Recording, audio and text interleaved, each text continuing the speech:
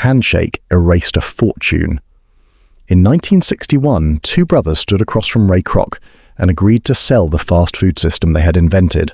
The price was huge for the time, but one promise mattered even more: a tiny royalty on future sales, half of 1%. Small enough to ignore, large enough to become a dynasty. But when the papers were finalized, that royalty was not written into the contract. Kroc called it a handshake deal. The brothers trusted him, and they never received that money. That missing clause became one of the most expensive ghosts in business history. McDonald's would grow into a machine selling billions of meals across the planet. The royalty the brothers believed they were owed could have become hundreds of millions of dollars a year. Instead, Dick and Mac McDonald watched their own creation become larger without them. The arches spread, the story changed, and the men who designed the original system were slowly pushed into the background of the empire they made possible. But the McDonald brothers were not naive fools. They were careful men shaped by humiliation. Their father, Patrick McDonald, worked for decades in a shoe factory, giving his body and loyalty to a company that discarded him without protection. His sons watched what American capitalism could do to a loyal worker when the numbers no longer cared. That moment burned into them. They did not dream of becoming global titans. They wanted independence. They wanted enough money to never be thrown away. That fear pushed them west. Richard and Morris McDonald went to California chasing control over their own future. They tried entertainment. They opened a movie theater. They failed to find the safety they wanted. Then they turned to the one business people never completely stopped needing: food.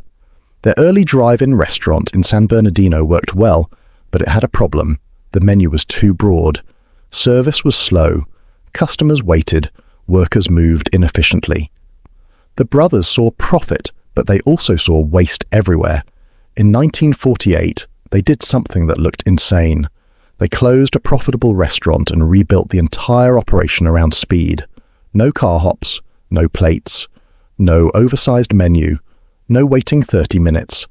They stripped the business down to what customers ordered most: hamburgers, fries, drinks, and milkshakes. Then they designed the kitchen like a factory. Every motion mattered. Every step had to be repeatable. They were not just improving a restaurant. They were industrializing hunger. They called it the Speedee Service System. It looked simple from the counter, but behind the glass it was choreography. One worker grilled, one dressed buns, one handled fries, one filled drinks. The kitchen moved like a machine, producing the same meal again and again with almost mechanical precision. Customers did not need to understand the system. They felt the result: cheap food, fast service, no confusion. The brothers had found a brutal truth: consistency can become a form of power. The system worked so well that it attracted attention from people who understood machines. One of them was Ray Kroc, a tired traveling salesman selling milkshake mixers. Kroc was in his 50s, struggling and far from the billionaire image people later attached to him. But when he heard that one restaurant had ordered enough mixers to make an absurd number of shakes at once, he drove to San Bernardino. What he saw through the window did not look like a diner. It looked like a money-printing engine. Kroc did not see hamburgers. He saw replication. One store could become 10. 10 could become hundreds. Hundreds could become a national system. The brothers had built a perfect local machine, but they did not trust expansion. They feared bad operators would ruin quality. They feared losing control. Kroc feared something else: dying ordinary. He begged to franchise the concept. The brothers agreed, but only with tight rules. Kroc could sell the system, but he could not easily change the menu, the design, or the standards. At first, Kroc looked like the perfect partner. He was obsessive, persuasive, and relentless. He recruited franchisees, inspected stores, and preached cleanliness like religion. He wanted every burger identical, every counter polished, every operator disciplined. But there was a problem hidden inside the contract. Kroc's cut was tiny. Franchisees could make money. The brothers could collect royalties. But Kroc's company struggled to survive. The man selling the future of McDonald's was almost broke inside the system he was expanding. The brothers also blocked changes Kroc believed were necessary. When he wanted cheaper powdered milkshake mix to reduce freezer costs, they resisted. To them, quality mattered more than shortcuts. To Kroc, the numbers mattered because the machine was choking him. This was not just a disagreement about milkshakes. It was a battle between purity and scale. The brothers wanted the system protected. Kroc wanted it freed, and every rejection made him feel less like a partner and more like a prisoner. Then Harry Sonneborn entered the room and changed the meaning of the entire company. Sonneborn looked at Kroc's problem and saw the flaw immediately. Kroc was thinking too much about burgers. Burgers were small, cheap, and controlled by franchise contracts. The real power was under the buildings: land, leases, rent, real estate. Sonneborn told Kroc he did not understand what business he was in. He was not in the burger business. He was in the real estate business. The idea was elegant and ruthless. McDonald's would control the land or lease beneath the restaurants, then sublease it to franchisees. If operators wanted to sell burgers, they had to pay rent.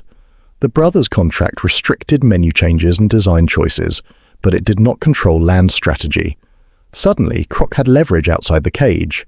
The restaurants were not just places to sell food. They were rent-generating boxes sitting on controlled property. That one insight transformed a struggling franchise operation into a financial machine. Real estate gave Kroc what the brothers could not: control. A franchisee who violated standards could lose the location. A weak operator could be pressured. A growing system could generate predictable payments. McDonald's became both franchisor and landlord. That dual power made the model stronger than a normal restaurant chain. Food created traffic. Franchisees created expansion. Land created leverage. And leverage created the ability to grow even when burger margins looked thin. The secret empire was not only above the counter, it was under the concrete. With the financial engine improving, Kroc moved toward the final break. He wanted the brothers gone. In 1961, he negotiated the buyout for millions of dollars, a massive sum at the time. But the brothers demanded something else. They wanted to keep their original San Bernardino restaurant. To them, it was home. To Kroc, it was humiliation.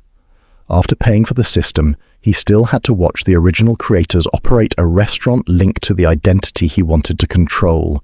The brothers were forced to remove the McDonald's name from their building. They renamed it the Big M. But Kroc was not satisfied with owning the name. He wanted the memory. He opened a modern McDonald's just one block away.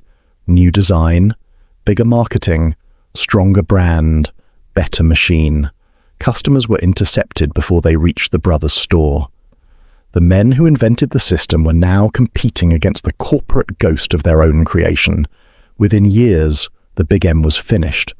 This is the first uncomfortable truth of the McDonald's empire. The company was built from operational genius, but it scaled through control. The brothers invented the kitchen system. Kroc built the expansion machine. Sonneborn built the financial foundation. Each man added a layer. But history rarely gives equal credit to every layer. The person who controls the story often becomes the founder in public memory. Kroc did not invent the original restaurant, but he understood how to turn it into an empire that could outlive everyone. After the buyout, Kroc rewrote the mythology. He became the founder in the public story, the man who brought McDonald's to the world. The brothers faded into a footnote. That version was cleaner, more heroic, and easier to sell. But business history is often written by the side that keeps scaling. The original idea matters, but scale controls attention. And McDonald's became a masterclass in turning attention into permanence. The arches became less like a restaurant sign and more like a global symbol. The brand spread because it solved problems for three groups at once. Customers wanted fast, predictable food. Franchisees wanted a business system with proven demand. McDonald's corporate wanted rent, royalties, and control. That alignment was powerful. A family could walk into a McDonald's in one town and know what they were getting. A franchisee could follow the playbook. Corporate could enforce standards through contracts and property. This was not chaos. It was a system designed to make millions of small decisions look identical. Standardization became the empire's religion. The bun, the patty, the fries, the counter, the The colors, the training, the timing, everything had to be controlled. That discipline created trust. Parents knew what their children would eat. Travelers knew what the restroom might look like. Drivers knew the meal would be fast. McDonald's did not need to be the best food in America. It needed to be the safest choice when people wanted no surprises. In a chaotic world, predictability became a product. Then came the suburbs, highways, and car culture.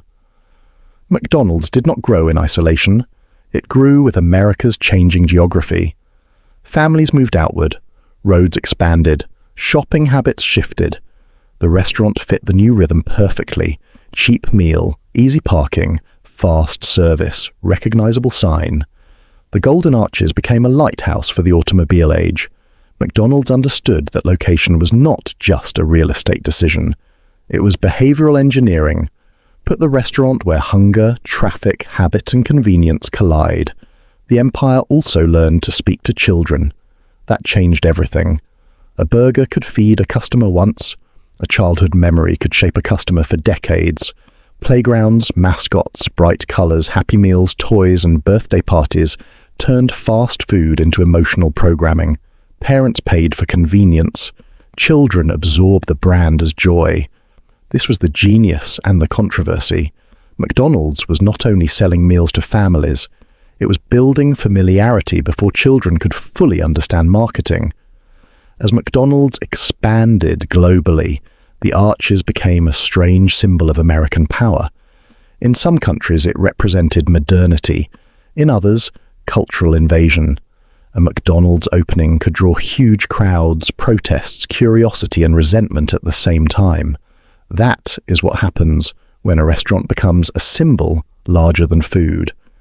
It carries economics, culture, supply chains, labor practices, and geopolitics in a paper bag. The burger was simple. The meaning around the burger became complicated. But global scale created pressure on the supply chain.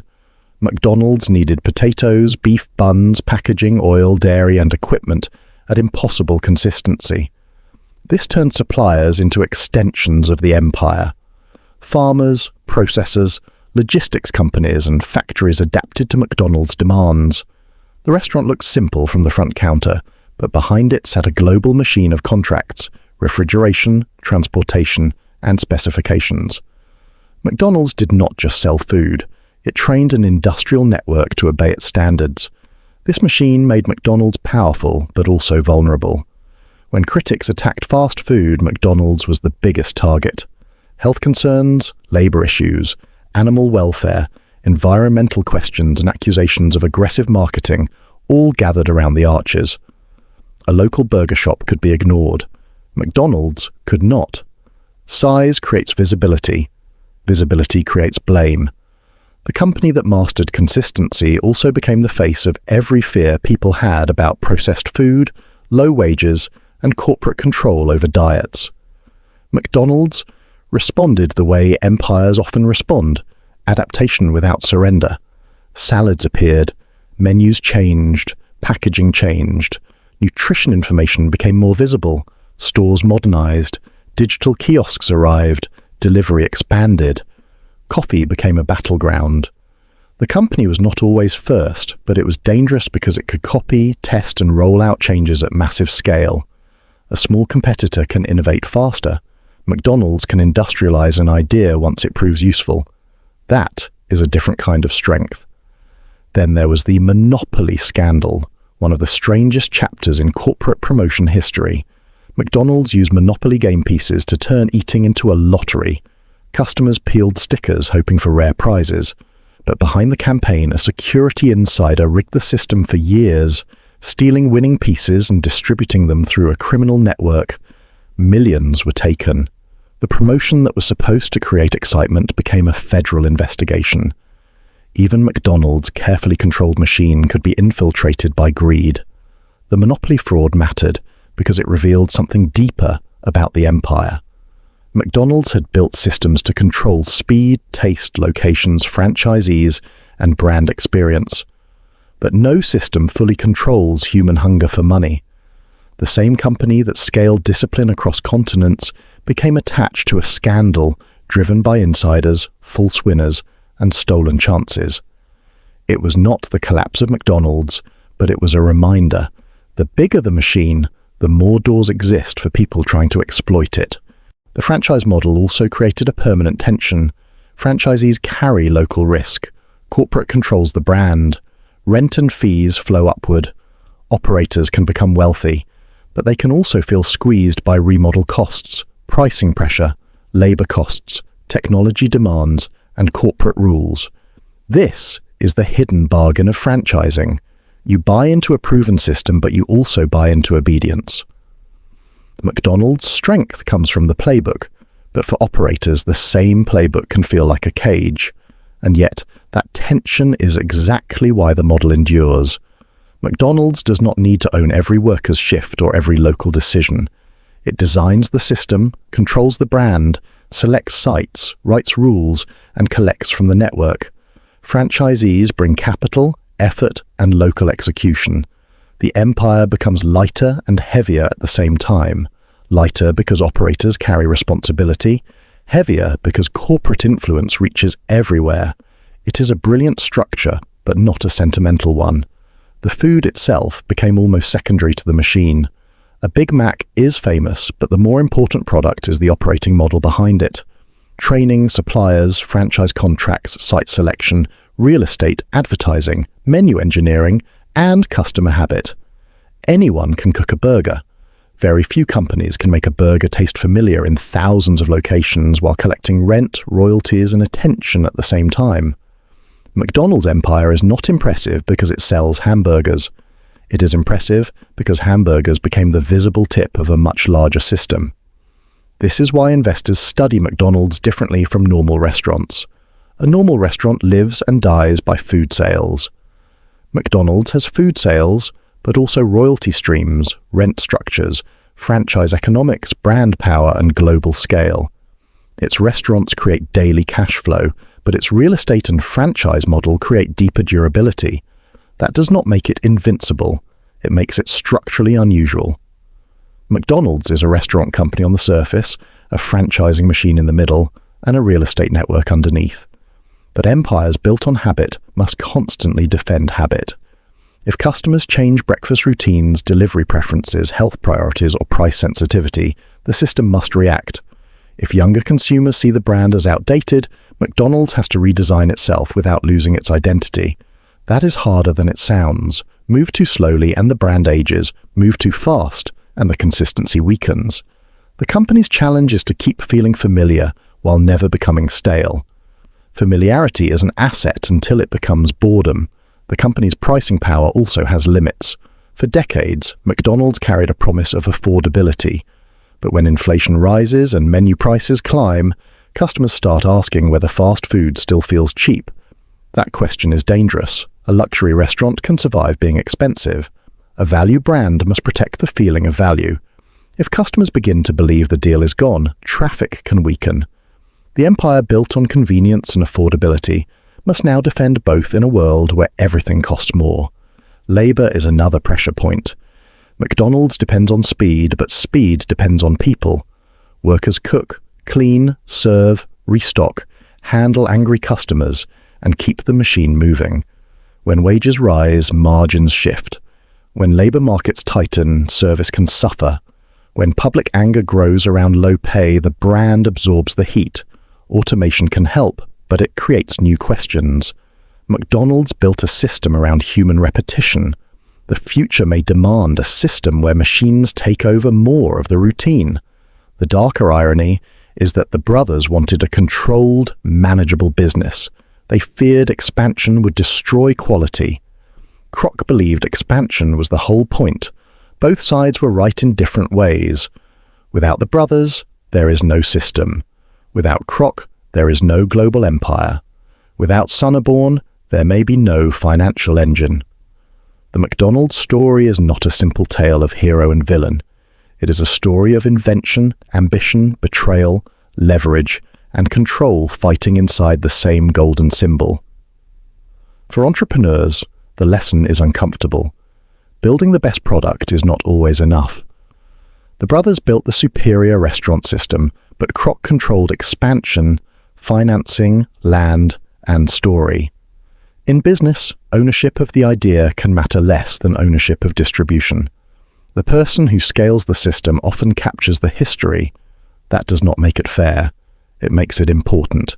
If you invent something valuable but lose control of the structure around it, the structure can swallow you. For investors, the lesson is different. Look beneath the product. The visible product may be burgers, shoes, phones, or coffee, but the real economics often sit somewhere else. In McDonald's case, the deeper machine was franchising and real estate. In other companies, it may be data, subscriptions, distribution, financing, or regulation. The market loves simple stories, but wealth often hides in boring structures. Ray Kroc became powerful when he stopped staring at the burger and started staring at the land. For consumers, McDonald's raises a more personal question. How much of what we choose is truly choice, and how much is habit engineered by location, price, memory, convenience, and branding? The restaurant appears at the right exit, with the right colors, the right smell, the right promise, and the right childhood association. That is not an accident. It is design. The empire became powerful by turning hunger into a predictable behavior loop. You think you are choosing lunch. The system chose the moment. That is why the McDonald's empire still matters. It is not only a fast food story. It is a blueprint for modern capitalism. Create a repeatable product. Build a system around it. Control distribution. Own or influence the land. Train customers into habits. Turn operators into partners and payers. Protect the brand like a religion. Then scale until the product becomes part of daily life. The fries are real. The restaurants are real. But the empire is the invisible structure that makes the choice feel effortless. The McDonald's empire was born from a system the brothers created, a salesman who refused to stay poor, and a financial insight that turned hamburgers into land power. It grew through speed, consistency, real estate, branding, childhood memory, franchise discipline, and relentless control. But behind the golden arches is a harder truth. The people who invent the machine do not always own the machine. The people who scale it often rewrite the story. And the real question is not how McDonald's became global. The real question is who truly paid the price for the empire. Thanks for watching, like, comment, and subscribe. If you enjoyed the story of the McDonald's empire, then you'll love the story of the fall of Sears. Click the video on your screen now. I'll see you there.